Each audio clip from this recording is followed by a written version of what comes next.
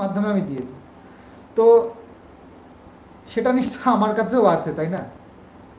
তো আমি তো নিশ্চয় এই যে এই পিকচারটা আমি কাকে দিয়েছি, তো সেটা আমি জানি।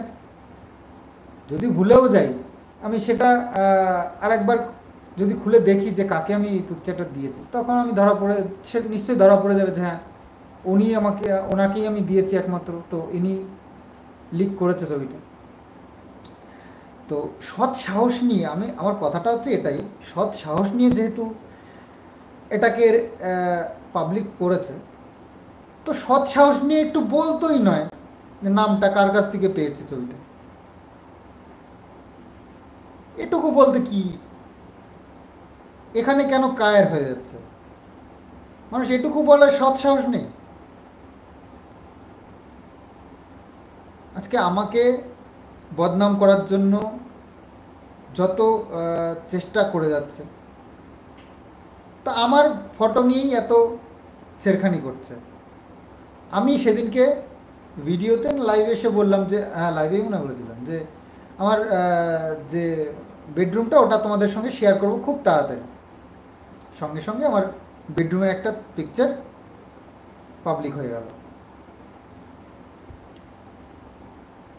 এটা কি ভিউজ কামানোর জন্য, না তাছাড়া কি?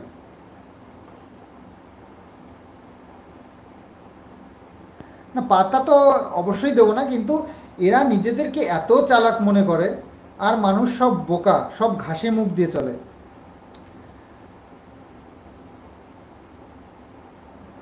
তো সৎসাহস নিয়ে একটু যখন ভিডিওটা ছবিটা পাবলিশ করতে, আর কদিন পরে দেখবে ভিডিওটাও পাবলিশ হয়ে গেছে, আমার বেডরুমের ভিডিওটাও পাবলিশ হয়ে গেছে। দেখতে পাবে তোমরা আমার ভিডিও, আমার আর রুম ট্যুর কিছু করা লাগবে না। কারণ আমি যে ভিডিওটাও কাউকে না কাউকে দিয়েছি এটাও আমি জানি, যেমনি ছবি দিয়েছি তেমনি ভিডিও দিয়েছি। খুব কাছের, খুব পরিচিত মানুষ, তাদেরকেই তো দিয়েছি আমি। যেহেতু ওই রুমটা দেখাইনি, তা নিশ্চয়ই আমি পাবলিশ করিনি বা সবাইকে দিয়ে বেড়াইনি। তো কাকে দিয়েছি আমি আমি আমি জানি। তো যাই হোক, ভিডিওটাও একটা ভিডিও ফুটেজও হয়তো তোমরা খুব তাড়াতাড়ি পেয়ে যাবে অন্য কোনো চ্যানেল থেকে। তো এসব ম্যাটার করে না কিছু, কারণ আমি আজকে, মানুষ যখন সব কিছু মানুষের জানা হয়ে যায় না, তখন না ওই লজ্জা শর্মার কিছু থাকে না, আর ভয় ভীতি কিছুই থাকে না। তো সেটাই আজকে আমার সাথে হয়ে গেছে, যে আমি জানি যে আমার গোপন আর কিছু নেই, যা আছে সব তোমাদের সামনে। তো সেই জন্য না অতটা ভয়ও লাগে না এখন আর, যে এই এটা বলে দেবে, ওটা বলে দেবে, এই এটা জেনে যাবে সবাই, কিচ্ছু ম্যাটার করে না। আমি জানি, সব জানি। তো যাই হোক, এটা ক্লিয়ার করতে পারলাম। আর হ্যাঁ, আর একটা কথাও বলে দিই, যাদেরকে আমি সম্মান করেছি কোনো একদিন, তাদেরকে সারা জীবন করে যাব। আমার, তারা যত ক্ষতিই করুক না কেন, তাদের সম্মানটা আমার ঠিক সেই জায়গায় আছে, আর সারা জীবন সেখানেই থাকবে।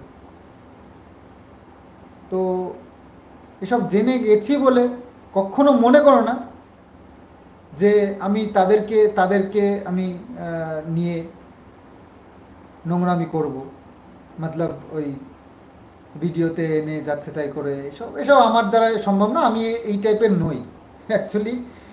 তোমরা আমাকে যারা ভালোবাসো তারা জানো। এবার যারা নেগেটিভ কমেন্টস করে তা তো আমাকে টুকতেই থাকবে, ওসব ওটা ম্যাটার করে না। যারা ভালোবাসো আমাকে, তারা এটুকু বিশ্বাস রাখতে পারো যে আমি যাকে একদিন সম্মানের আসন দিয়েছি, তাকে সারা জীবন ওই জায়গাটাই রাখবো। অবশ্যই একদম নিশ্চিন্তে থাকো, 100% গ্যারান্টি দিচ্ছি, তাদের কোনো রকম ক্ষতি হবে না আমার দ্বারা অন্তত। ভগবানকে যখন পুজো করি না, বজরংবলীর পুজো করি, তখন ভগবানকে হাত জোর করে এটাই বলি, ঠাকুর আমাকে তুমি সৎ পথ দেখাও, সেই পথে আমি যেতে চাই, এবং আমার দ্বারা কারো ক্ষতি হোক এটা আমি চাই না। আর যদি কোনো ভুলভ্রান্তি কিছু করে থাকি, প্লিজ ক্ষমা করো, নিজের অজান্তে যদি কিছু করে ফেলি। তো আমার দ্বারা কারোর এত বড় বড় কিছু ক্ষতি হবে সেটা আমি কখনো চাইব না, এটুকু ভরসা রাখতে পারো। তো যাই হোক, মানুষকে আজকাল বিশ্বাস করা খুব টাফ।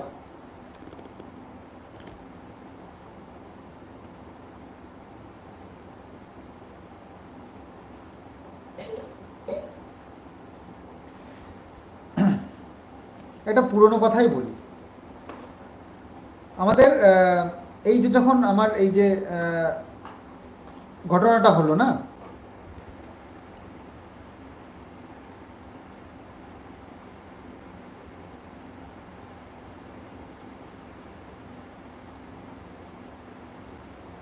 যাচ্ছিলাম আমি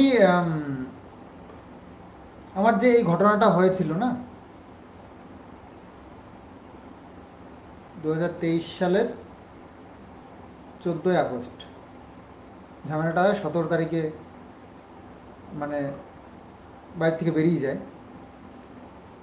এই মা বেটি যখন বেরিয়ে যায় তখন আমাকে একটা অভিশাপ দিয়ে গেছিল এর মা। বলেছিল, আমার বাবাকে বলেছিল যে এই যে এত বড় বাড়ি ঘর, এটা নাকি একদিন ভূতের বাড়ি হয়ে যাবে, কে থাকবে?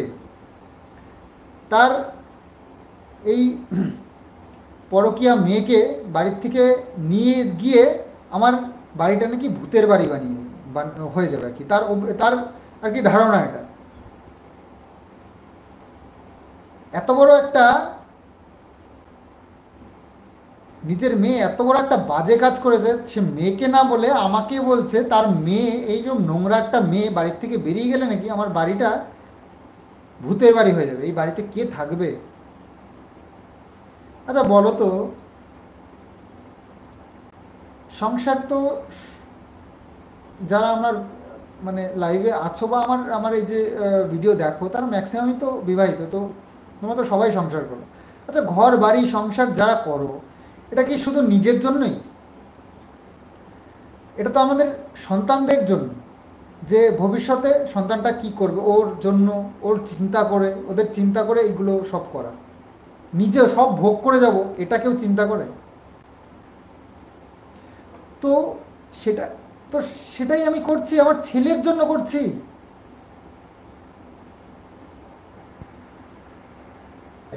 আমার কিষাণু রয়েছে, ও থাকবে, ওর ভবিষ্যৎ এটা। এই যে জমি জায়গা বাড়িঘর যা আছে, যা করছি, যেটুকু করেছি, সব তো ওর জন্য। আমি কি নিয়ে যাবো সাথে করে? আর যদি আমি সেটাই ভাবতাম আজকে, যে আমি সব নিজে ভোগ করে যাব, তাহলে তো এগুলো জমি কেন রাখতাম? আমি তো এগুলো বিক্রি করে নিজে সুখ শখ সমাজ সব পূরণ করতাম, তাই না?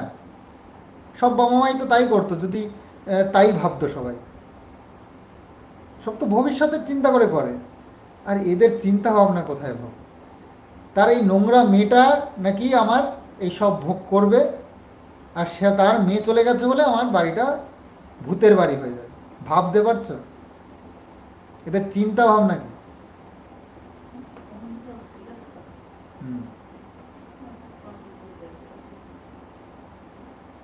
একটা নোংরা যত বিদেয় হয় তত তো ভালো না?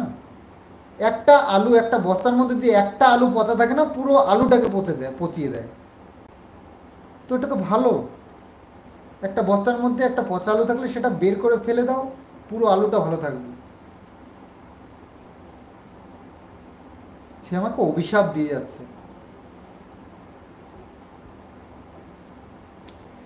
আজ বহুদিন বাদে একটা কথা, যে মানে হঠাৎ করে আমি একটা ভিডিও পেলাম আমার ফোনেই, আজ বহুদিন বাদে আমাকে এই এই চলে যাওয়ার পর 17ই আগস্ট চলে যাওয়ার পর মোটামুটি মাসখানেকের মধ্যেই হয়তো একবার কল করেছিল। সে কলটা আমার রেকর্ডিং করা ছিল, আমার মাথা থেকে বেরিয়ে গেছে। যা যখন এর বান্ধবীর কেচ্ছাটাকে আমি সামনে আনবো বলেছিলাম, সেই ভিডিওটা আমার কাছে এখন রয়েছে। হঠাৎ করে আমি সেদিনকে দেখছি,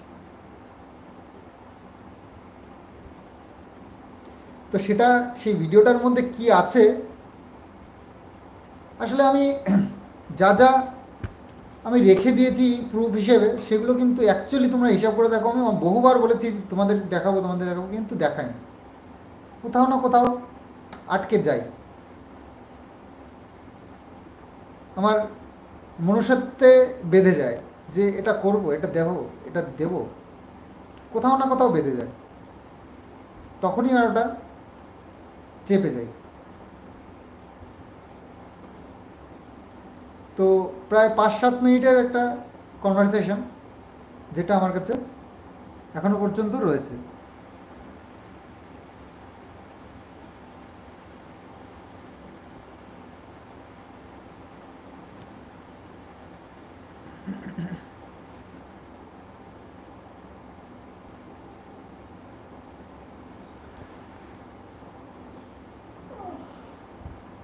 তো যাই হোক,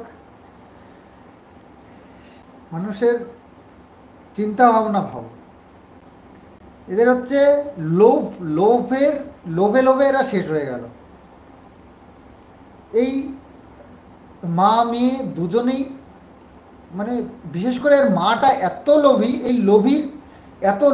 এই লোভীর কারণেই কিন্তু এই সংসারটা নষ্ট করেছে।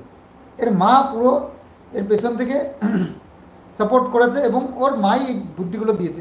বাড়ির থেকে শোনা হয় না এর এর মানে কি বলবো, এটা কি কলেজ পর্যন্ত গেছে, এর কি পেটে বিদ্যে আছে আমি জানি না, এর সাধারণ হিসাব পর্যন্ত এর মাথায় নেই, জানে না।